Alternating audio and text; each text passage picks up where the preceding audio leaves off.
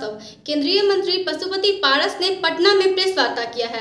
वहीं इस प्रेस वार्ता में केंद्रीय मंत्री ने महागठबंधन पर तंज कसते हुए कहा कि प्रधानमंत्री के दो दावेदार नीतीश कुमार और राहुल गांधी हैं। इस उम्मीदवार पर अंतिम मोहर तेजस्वी यादव लगाएंगे। साथ ही हाजीपुर जंक्शन का नाम रामविलास पासवान के नाम पर करने की बात कही है। आगे उन्होंने अपनी बातों में क्या कुछ कहा है, आइए सुनते हैं।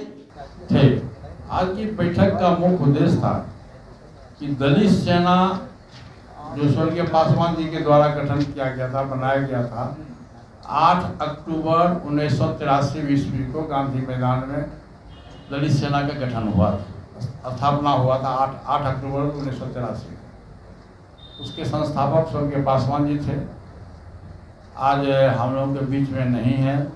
सबसे पहले तो मैं उनको नमन करता हूँ, ईश्वर से प्रार्थना करता हूँ कि स्वर्गीय पासवान जी और स्वर्गीय रामचंद्र पासवान जी को ईश्वर उनके जहाँ कहीं भी हो उनकी आत्मा को शांति प्रदान करें।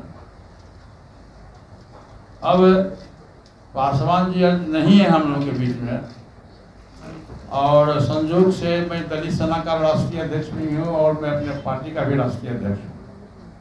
तो मैं ये बार बार कहा हूँ कि देखिए, पासवान जी शोषित दलित पीड़ित समाज की लड़ाई लड़ते थे और शोषित समाज दलित समाज के प्रति जो अत्याचार उस जमाने में हुआ करता था, वो सांसद और संसद के बाहर अपनी बात को बहुत निर्भीकता पूर्वक रखते थे और उन्होंने समाज पर अत्याचार रोकने के लिए ही दलित सेना का गठन किया।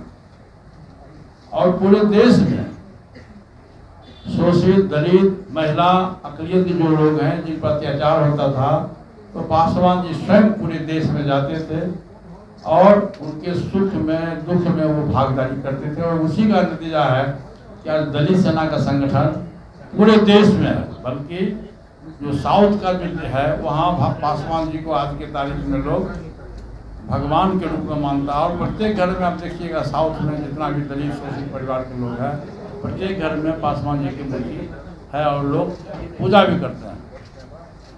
और पूरे देश में जो उनकी कीर्ति हुई, जो उनका कार्य हुआ रेल मंत्री के रूप में जो उन्होंने काम किया, आज जो राजधानी एक्सप्रेस है आप देख रहे हैं, ये पासवान जी का देन है। हाजीपुर में जनरल ऑफिस का उन्होंने किया, ये पासवान जी का देन है। आज जो मोबाइल सब भाई लोगों के हाथ में है, ये पासवान जी का देन है। मंडल कमीशन लागू हुआ, ये पासवान जी का देन है।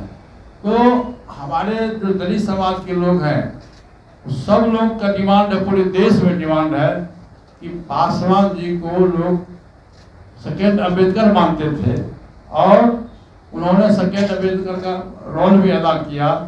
इसलिए भारत सरकार और बिहार सरकार से हम लोगों का डिमांड है कि पासवान जी को भारत रत्न की उपाधि से सम्मानित किया जाए। दूसरा डिमांड है, आज की बैठक में जो प्रस्ताव पास हुआ है, दूसरा डिमांड है कि 77 से लेकर के 2019 ईस्वी तक पासवान जी हाजीपुर के सांसद रहे, 8 बार सांसद रहे, 9 बार सांसद रहे। उनकी कीर्ति है, 2 बार गिनीज बुक में उनका नाम दर्ज हुआ और हाजीपुर के चलते पासवान जी का नाम पूरे देश में हुआ और पासवान जी के चलते पूरे देश में हाजीपुर का नाम दर्ज हुआ। तो हमारा डिमांड है, दलित सेना का डिमांड है, प्रस्ताव में हम लोगों ने दिया, दलित सेना का डिमांड है कि पासवान जी के नाम से हाजीपुर स्टेशन का नाम स्वर्गीय रामविलास पासवान जी के नाम से रखा जाए। और इसके लिए मैंने लिखित भारत सरकार के गृह मंत्री जी को जाकर मैं स्वयं मिल करके मैं दिया हूँ कि सर आप इस पर विचार करिए। इस पर भारत सरकार विचार कर रही है। मंत्री नीतीश कुमार जी हैं, लेकिन मंत्रिमंडल विस्तार के लिए उन्होंने कहा तो इसके लिए कांग्रेस को बुरा भी लगा, अखिलेश सिंह जी का बयान भी आया। तो इस ढंग से बिहार की सरकारें चल रही है। मैं पहले भी कहा था, आज भी कह रहा हूँ कि बिहार में सरकार बने हुए 5 महीना हुआ। क्रिकेट का मैच आप लोग देखे होइएगा, क्रिकेट के मैच में विकेट भी होता है और रन भी बनता है। बिहार सरकार का 3 विकेट डाउन हो गया 5 महीने में, रन एक भी नहीं बना। 3 मंत्री चले गए, रन एक भी नहीं बना। भविष्य में भी इस गठबंधन में कांग्रेस भी है, जिसके नेता राहुल गांधी जी हैं, जो देश के प्रबल दावेदार हैं प्रधानमंत्री पद के, और इस गठबंधन में नीतीश जी भी हैं, वो भी दावेदार हैं प्रधानमंत्री पद के। अब तेजस्वी यादव जी को फैसला करना है, सरकार चलानी है तेजस्वी यादव को, तो उनको फैसला करना है कि राहुल गांधी देश के प्रधानमंत्री के उम्मीदवार होंगे या नीतीश कुमार जी होंगे। देखिए, मेरा स्पष्ट कहना है कि एक मियान में दो तलवार नहीं रहता है और एक जंगल में दो शेर नहीं रहता है। ये विपरीत परिस्थिति है। लोकसभा चुनाव के पहले निश्चित रूप से बिहार की सरकार जो है वो सरकार गिर जाएगी, ये गठबंधन टूट जाएगा। और सबसे बड़ी बात यह है कि देश में जब 2024 का चुनाव होगा तो मैं बार बार कहा हूँ कि देश में प्रधानमंत्री पद खाली नहीं है, कोई वैकेंसी नहीं है। जब भी चुनाव होगा एनडीए के नेतृत्व में देश में 2/3 बहुमत से एनडीए बहुमत में आएगी और तीसरी बार देश के प्रधानमंत्री के रूप में श्री नरेंद्र मोदी जी देश के प्रधानमंत्री होंगे। इसका उदाहरण आप लोगों ने 2 बार देखा है। 2014 का चुनाव आप लोगों ने देख लिया, 2019 का चुनाव भी देख लिया, रिजल्ट देख लिया कि 2014 में भी हम सफल रहे, 2019 में भी सफल रहे और 2024 का जो चुनाव आने वाला है इसमें सबसे अधिक हमारी जीत होगी। 2/3 क्या, इसमें बिहार से 40 में 40 सीट जीतेंगे। महागठबंधन के लोग भ्रम में हैं, भ्रम डाले हुए हैं। मैं एक बात आपसे कहता हूँ कि नीतीश कुमार का राजनीतिक उदय कब हुआ?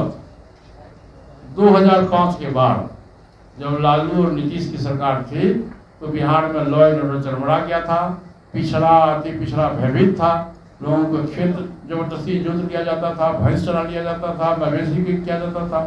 उसके आक्रोश में पूरा बिहार का जो समाज है, अति पिछड़ा दलित समाज जो है वो परेशान था और उस सरकार से मुक्ति पाने के लिए उन्होंने नीतीश कुमार को अपना नेता चुना और नीतीश कुमार के नेतृत्व में 2005 में बिहार की सरकार बनी और 17 वर्ष तक नीतीश जी बिहार में शासन में थे और आज भी है। लेकिन वो जो पिछड़ा समाज है, जो दलित समाज है, उसका विश्वास नीतीश जी से टूट गया। 2019 में जब लोकसभा का चुनाव हुआ तो बिहार की जनता ने एनडीए को अपना मैंडेट दिया था, एनडीए को अपना बनाया था और एनडीए के अधिक विधायक जीतने के बावजूद भी एनडीए के लोगों ने नीतीश कुमार जी को माला पहनाया कि तुम मुख्यमंत्री हो। ये 43 एमएलए का हुआ था और एनडीए को 74 या 75 एमएलए था। फिर भी नीतीश कुमार जी को कुर्सी दी गई, मुख्यमंत्री की कुर्सी दी गई। अब पता नहीं किसके कहने पर, किसके प्रलोभन में वो चले गए और जब से गए हैं तब से बिहार में लॉ एंड ऑर्डर की स्थिति बहुत बुरा है। ये आप सब लोगों को मालूम है। रोज डकैती हो रही है, रोज लूट हो रहा है, बैंक डकैती हो रहा है और अत्याचार हो रहा है, बलात्कार हो रहा है, लोग सुरक्षित नहीं है। फिर 2000 ईस्वी 1990 की जो स्थिति बिहार की थी वो स्थिति आज फिर दोबारा कायम होने की स्थिति में है। इसलिए मैं बिहार सरकार से कहता हूं कि आप शराबबंदी को खुला छोड़ दो। शराबबंदी बिहार सरकार से नहीं हो रहा है। पूर्णिया में जो रैली महागठबंधन का हो रहा है 2-2.5 महीना पहले अमित शाह जी का प्रोग्राम वहाँ हो चुका है और अपार जनसमूह था। अब फिर अमित शाह जी आ रहे हैं 25 तारीख को बिहार में। अरे काम प्यारा है कि क्या प्यारा है? काम नहीं प्यारा है। कोई भी व्यक्ति जब काम अच्छा करेगा तो जनता उसकी सराहना करेगी, जनता उसको अपना वोट देगी। आप काम नहीं करिएगा, रैली करते रहिएगा तो रैली से क्या होगा? कुछ रैली से कोई फायदा होने वाला नहीं। गठबंधन टूटती है तो नया मुख्यमंत्री का चेहरा कौन होंगे बिहार में? गठबंधन टूटती है तो बिहार की जनता जिस समय हमारे गठबंधन को बहुमत देगी, यहाँ के जो माननीय विधायक, जो निर्वाचित विधायक जीत के आएंगे वो अपना नेता चुन लेंगे। सर, केंद्र में भी सुने हैं कि कुछ नए मंत्री का नहीं, ये गलत न्यूज है, गलत न्यूज है। आप देखिए अभी टेक्निकल मामला है, ये आप लोग जान लीजिए। बिहार में जो आप लोग बोलते हैं कि मंत्रिमंडल का विस्तार हो रहा है, विस्तार कुछ नहीं है। 3 स्टेट में चुनाव का नोटिफिकेशन हो गया।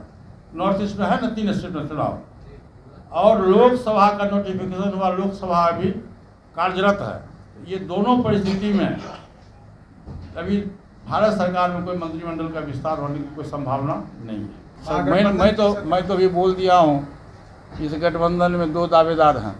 जैसे एक जंगल में 2 शेर रहता है, एक मियान में 2 तलवार नहीं रहता, उसी तरह से गठबंधन में जो 7 पार्टी का गठबंधन है, इसमें प्रधानमंत्री पद के 2 दावेदार हैं। सबसे बड़ी पार्टी है विपक्ष में कांग्रेस, उसके नेता हैं राहुल गांधी जी, जो भारत जोड़ो यात्रा पर थे।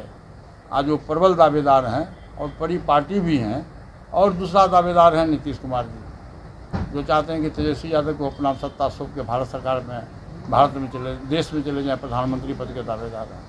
अब तेजस्वी यादव जी को फैसला करना है कि पूरब जाएं या पश्चिम जाएं। पासवान जी कहा करते थे वही जानवर सड़क पर मरता जो डिसीजन नहीं लेता है कि हम बाएं जाएं या दाहिने जाएं। वही स्थिति बिहार सरकार की है।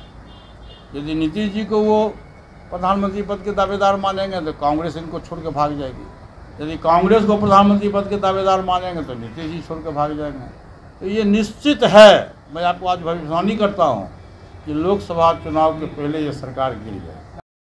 ये कहा जा रहा है मौजूदा सरकार की तरफ से कि गृह मंत्री जो आ रहे हैं अमित शाह, वो एक तरह से आग लगाने का काम करेंगे। सलाह तो उनके पास में है नहीं, आग कैसे लगा?